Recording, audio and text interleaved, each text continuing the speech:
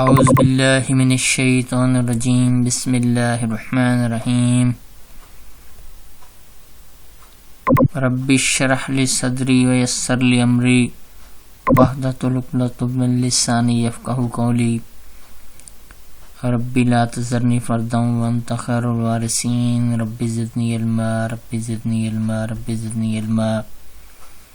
شروع کرتا ہوں اللہ تعالیٰ کے بابرکت نام سے جو بڑا مہربان اور نہایت رحم کرنے والا ہے۔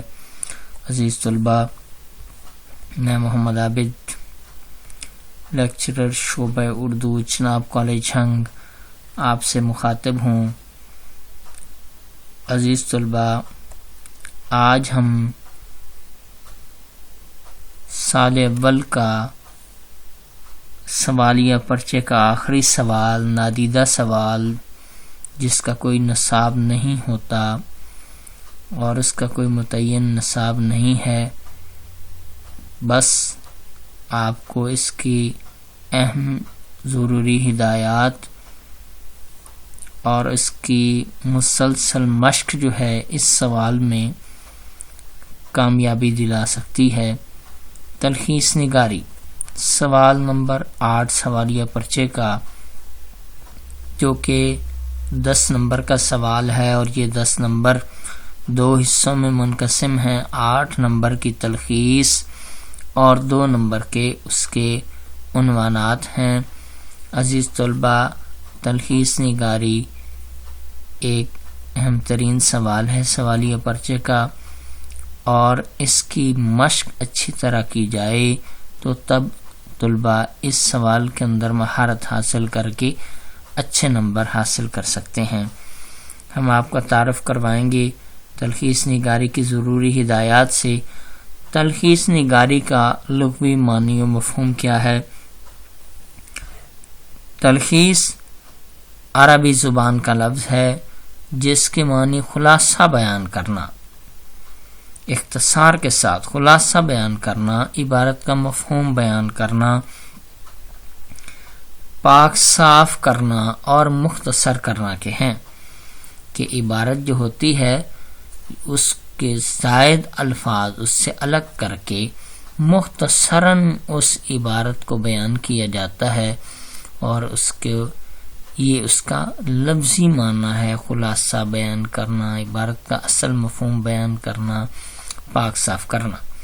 تلخیص نگاری کا اصطلاحی مفہوم کچھ یوں ہے کہ طویل عبارت کے غیر ضروری یا اضافی حصوں کو الگ کر کے اصل عبارت کو اختصار سے اس انداز سے بیان کرنا کہ کوئی ضروری پہلو رہ نہ جائے۔ بڑی ترتیب کے ساتھ تمام اہم نکات کو بیان کیا جاتا ہے اور مکمل پیراگراف کی تلخیص کی جاتی ہے، اور زائد الفاظ کو اصل عبارت سے الگ کر کے اختصار کے ساتھ بیان کرنا تلخیص نگاری کا اصطلاحی مفہوم ہے۔ اب اس کی بہت ساری ہدایات آپ کے سامنے لکھی ہے، باری باری ہم سب کو آپ کے سامنے وضاحت کے ساتھ پیش کرتے چلے جائیں گے۔ نمبر 1 ہے سوالیہ پرچے کا آخری سوال، جس سے سوال نمبر 8 کہتے ہیں، جو 10 نمبر پر مشتمل ہے، اور یہ میں پہلے ہی بتا چکا ہوں، یہ 10 نمبر 2 حصوں میں منقسم ہوتے ہیں۔ 8 نمبر کی تلخیص ہے، 2 نمبر کے اس کے عنوانات کے نمبر ہیں۔ اب دوسرے نمبر پہ ہے عبارت تلخیص کو 2-3 مرتبہ اچھی طرح پڑھیں۔ جب عزیز طلباء آپ کے سامنے ایک عبارت رکھ دی جاتی ہے اور اس سوال کے اندر کسی قسم کی کوئی چوائس نہیں ہے، تو ایک نادیدہ عبارت ہوتی ہے جو آپ نے پہلے کبھی نہیں دیکھی ہوتی، اور اس عبارت کو آپ 2-3 مرتبہ اچھی طرح پڑھیں۔ ضروری ہے کہ جب آپ پڑھ لیں گے آپ کو اس میں سے کافی ایسے لفظ ہوں گے جن کا آپ کو مطلب نہیں آتا ہوگا۔ اگر آتا ہو تو پھر تو بہت ہی اچھی بات ہے، مشکل لفظوں کا مطلب آ جائے۔ اگر نہ آتا ہو تو عبارت پڑھ کر اس عبارت کے مفہوم کو سمجھ کر اندازہ لگانا ہوتا ہے کہ اس لفظ کا مطلب کیا ہے، جس سے آپ کے لیے وہ عبارت آسان بن جاتی ہے اگر آپ کو ہر لفظ کا مطلب آتا ہو۔ جب آپ عبارت کو 2-3 مرتبہ اچھی طرح پڑھ لیں، پھر آپ یہ تیسرا پوائنٹ ہے عبارت کی پہلی لائن کو گن کر کہ ایک پہلی لائن کے اندر کتنے الفاظ موجود ہیں، ان کو گن کر باقی لائنوں کا اندازہ لگا کر کل الفاظ گن لیجئے۔ پہلی لائن گنیے۔ عموماً ایک لائن کے اندر 20 سے 25 کے درمیان الفاظ موجود ہوتے ہیں، تو جب ایک لائن کے الفاظ گن لیے تو باقی لائنوں سے ضرب دے کر کل الفاظ کا اندازہ ہو جاتا ہے کہ یہ پیراگراف، یہ عبارت جو ہے اس کے اندر کل کتنے الفاظ ہیں، اور پھر جب کل الفاظ نکل آتے ہیں تو پھر اس کے بعد اہم ترین شرط جو ہے کہ چوتھے نمبر پر بیان کی گئی ہے، 1/3 کی اہم ترین شرط پوری کرنا۔ جب آپ لوگوں نے اندازہ لگا لیا کہ ایک پیرک جو ہے فرض کریں وہ 100 الفاظ پر مشتمل ہے، تو آپ کو پتہ چل جاتا ہے کہ ایک تہائی کی جو اہم شرط ہے وہ 33 الفاظ پر ہونی چاہیے۔ عزیز طلبہ، یہ ضروری نہیں ہے کہ 33 الفاظ پورے ہوں یا 34 پورے ہوں، 4-5 کم ہو جائیں، 5-7 بڑھ جائیں، اس کا یہ بری بات نہیں ہے، بلکہ 1/3 کی اہم شرط اتنی ہی لکھی جائے گی، لیکن 4-5 الفاظ کم یا زیادہ ہو سکتے ہیں، اس میں کوئی ممانعت نہیں ہے۔ یہ مین و ان نہیں ہے کہ جتنے ہی 1/3 بنتے ہیں اتنے ہی ہوں تب تلخیص جو ہے وہ درست ہے، بلکہ 2-4-5 کم ہو جائیں کوئی مسئلہ نہیں ہے، 2-4 زائد الفاظ ہو جائیں کوئی مسئلہ نہیں ہے، لیکن وہ قریب ترین شمار ہوں گی اور تلخیص اچھی شمار کی جائے گی۔ تو یہ بڑی اہم ترین شرط ہے تلخیص کی کہ 1/3 کی اہم شرط کو پورا کیا جائے۔ 5ویں نمبر پر ہے عبارت کے اہم نکات کو الگ کرنا۔ جو عبارت ہے اس کو اچھی طرح پڑھ کر اس کے اہم ترین نکات کا اندازہ ہو جاتا ہے کہ اس کے اندر اہم ترین نکات کس انداز سے ہیں۔ عزیز طلبہ، اہم نکات کی ترتیب قائم رکھنی ہے، ان کو الگ کر لیں لیکن ترتیب کا خاص خیال رکھیں، جس انداز کے ساتھ پیراگراف میں آئے ہیں اسی انداز کے ساتھ ان کی ترتیب قائم رکھنا ہے۔ تلخیص شدہ عبارت ایک پیراگراف پر مشتمل ہونی چاہیے۔ عزیز طلبہ، اگر تلخیص کا جو پیرا ہے وہ ایک سے زائد پیراگراف پر مشتمل ہو، ایک سے زائد پیراگراف پر ہو، تو آپ اس کی 1/3 تلخیص کرتے ہوئے آپ اس کو ایک ہی پیرے پر محدود رکھیں گے، اور اس کے لیے یہ ضروری ہے کہ آپ تلخیص کے پیراگراف کو نہایت عمدگی کے ساتھ بیان کریں، اور تلخیص شدہ عبارت جو ہے وہ اختصار کے ساتھ بیان کرتے ہوئے ایک ہی پیرے پر لائیں گے۔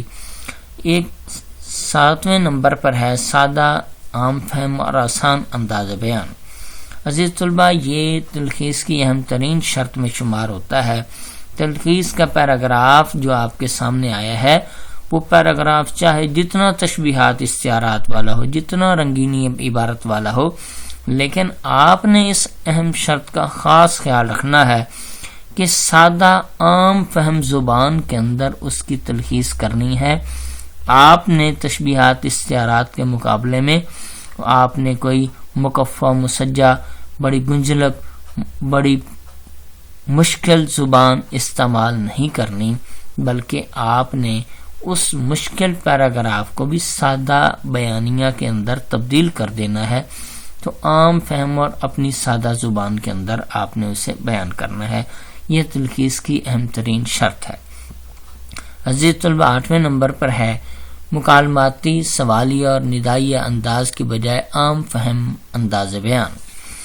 عزیز طلبہ، اگر پیراگراف آپ کے سامنے عبارت آتی ہے جو مکالماتی انداز میں ہے یا سوالیہ انداز میں ہے کہ ہر بات پر ایک سوالیہ انداز اپنایا جائے، یا ندائیہ انداز میں جیسے کسی کو پکارا جاتا ہے، مخاطب کیا جاتا ہے، اس انداز میں ہو، مکالماتی ہو، سوالیہ ہو، ندائیہ ہو، جس بھی انداز سے وہ عبارت آپ کے سامنے آ جائے، آپ نے سوالیہ کے مقابلے میں سوالیہ، ندائیہ کے مقابلے میں ندائیہ، مکالماتی کے مقابلے میں مکالماتی انداز نہیں اپنانا، بلکہ آپ کا انداز عام فہم ترین سادہ ہونا چاہیے۔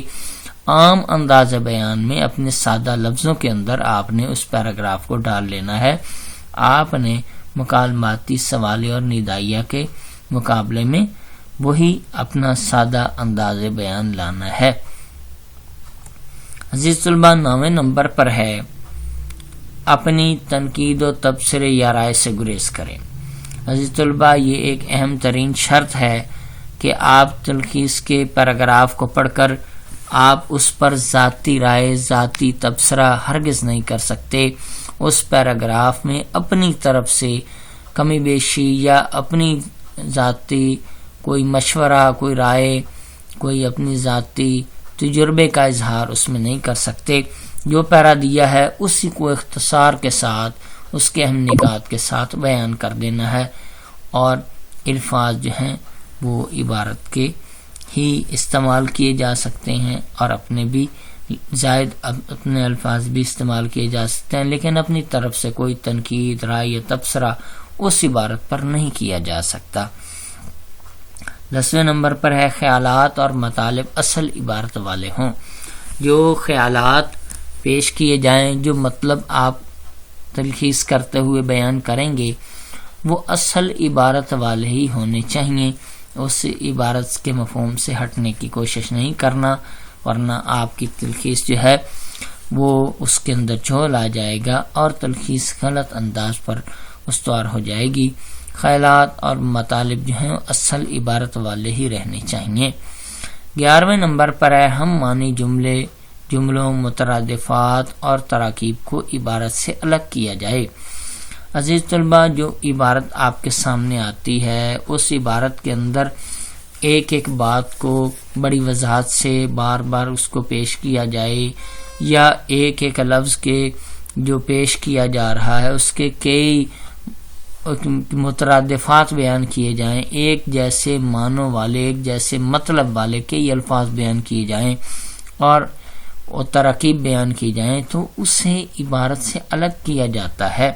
وہ جو بار بار الفاظ استعمال کیے گئے، ہم معنی الفاظ استعمال کیے گئے، ایک جیسی تراکیب کو بار بار استعمال کیا گیا، ان کو اس ہم معنی کی بجائے ایک ہی مرتبہ اس لفظ کو استعمال کریں، اس کے مترادفات ختم کر دیں، اور تراکیب کو جو زائد بار بار استعمال کی جا رہی ہیں انہیں عبارت سے الگ کیا جائے، اور زائد الفاظ کی کانٹ چھانٹ رفع عمل کے اندر ان مترادفات کو، تراکیب کو عمل اسے اصل عبارت سے الگ کر دیا جاتا ہے۔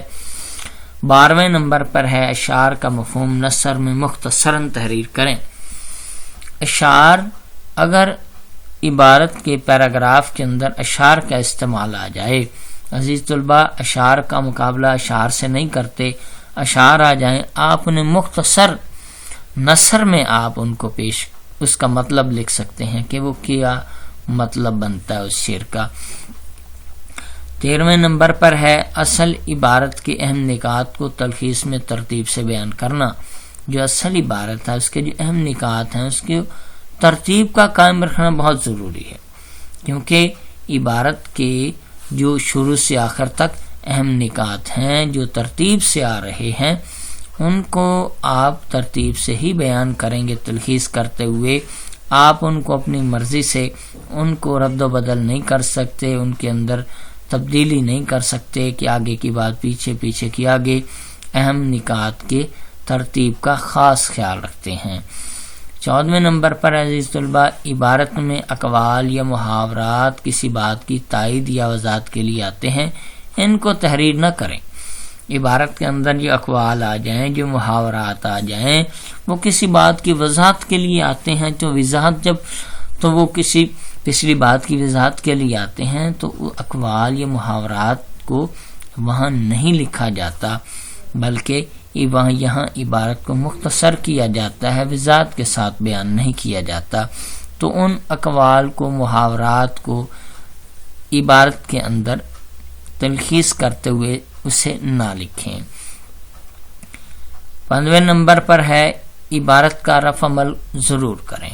عبارت کا رفع عمل جو ہے وہ آپ کی اصل تلخیص کی صورت دکھاتا ہے کہ آپ رفع عمل کے اندر ہی اقوال کو، محاورات کو، زائد عبارت کو اور مترادفات کو، ہم معنی الفاظ کو اور مشکل زبان کو رد کرتے ہوئے سادہ بیانیہ کو 1/3 کی اہم شرط پورے کرتے ہوئے آپ یہ تمام تر رفع عمل کے اندر اپنا تلخیص کا لب لباب بیان کرنے کی کوشش کریں گے.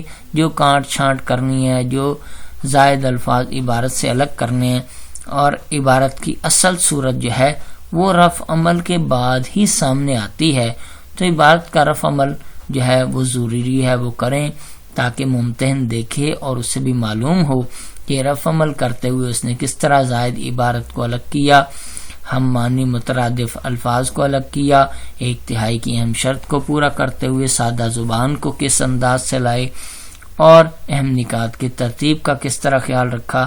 تو آپ کا رفع عمل جو ہے وہ آپ کی اچھی تلخیص کے لیے ضروری ہے. عزیز طلبہ، 16ویں نمبر پر ہے تلخیص شدہ عبارت میں ربط و تسلسل ہونا چاہیے.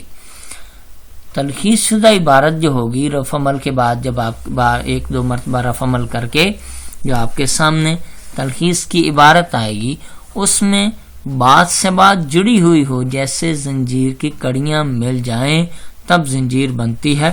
یہ نہ ہو رہا ہو کہ ایک فقرہ دوسرے فقرے کے ساتھ مل ہی نہ رہا ہو، بلکہ کیا ہے، تلخیص شدہ عبارت جو ہے اس میں ربط اور تسلسل ہونا چاہیے، اور یہ اچھی تلخیص کے لیے ضروری ہے. 17ویں نمبر پر ہے عزیز طلباء تلخیص قواعد و زبان کی غلطیوں سے پاک ہونی چاہیے.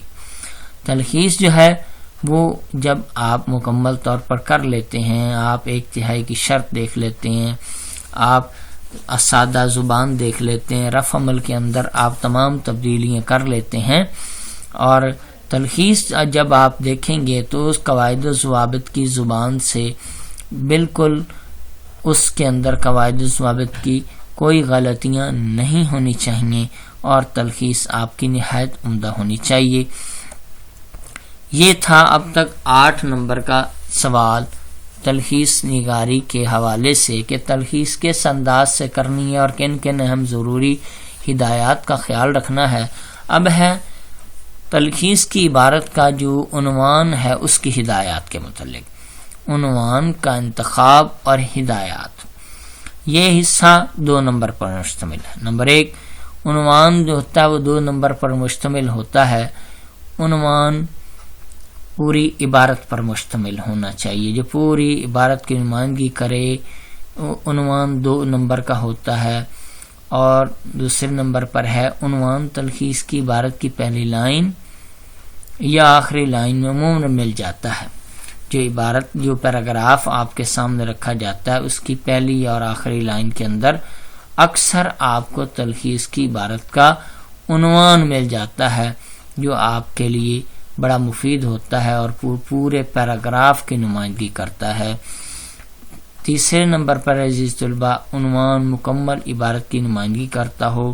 ایسا جامع اور مرکزی عنوان ہونا چاہیے کہ جس کو آپ لکھیں اور پوری عبارت جو ہے اس کی وہ نمائندگی کرتا ہو.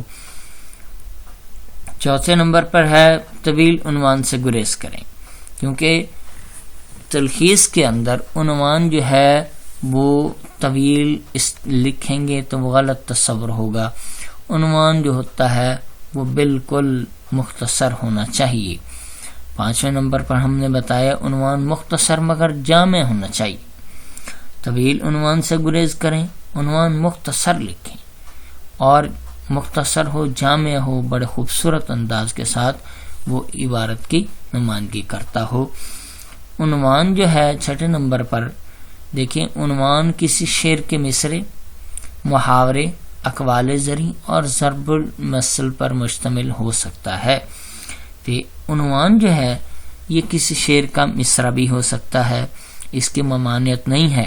جیسے خواتین کے حقوق نسواں کے بارے میں آئے تو شعر کا مصرع آپ لکھ سکتے ہیں، وجود زن سے ہے تصویر کائنات میں رنگ. اور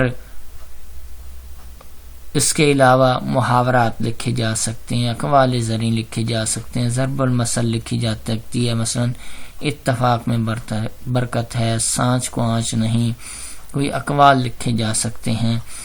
تو اسی طرح عنوان جامع مختصر ہونا چاہیے، کیونکہ عنوان اس قسم کا ہوتا ہے کہ ایک طویل بات کی بجائے ایک محاورہ، شعر کا مصرع، کوئی قول وہ اس کا مکمل احاطہ کر لیتا ہے، تو عنوان جو ہے وہ مختصر ہونا چاہیے مگر پورے پیراگراف کی نمائندگی کرنے والا ہونا چاہیے۔ عنوان ایک بھی نہیں ہونا چاہیے، ایک عنوان کی بجائے 3 عنوان کا لکھا جانا ضروری ہوتا ہے۔ نمبر 1 کے ہی ملتے ہیں لیکن دوسرے 2 عنوان اس کے متبادل کے طور پر لکھے جا سکتے ہیں تاکہ وہ بھی پیراگراف کی نمائندگی کریں۔ ہو سکتا ہے ممتحن کے نزدیک وہ ایک عنوان درست نہ ہو، دوسرا درست ہو جائے گا، تیسرا درست ہو جائے گا۔ تو عزیز طلبہ، آپ کے عنوان جو ہیں وہ 2 سے 3 ضرور ہونے چاہیے تاکہ آپ کی تلخیص عمدگی کے ساتھ جو ہے وہ ہو سکے۔ 8 نمبر کی تلخیص، 2 نمبر کے آپ کے عنوانات ہیں جو ہم نے آپ کے سامنے بیان کیے۔ عزیز طلبہ، ان ہدایات کے ساتھ ہی میں آپ سے اجازت چاہوں گا۔ اللہ تعالیٰ آپ کا حامی و ناصر ہو۔ اللہ حافظ۔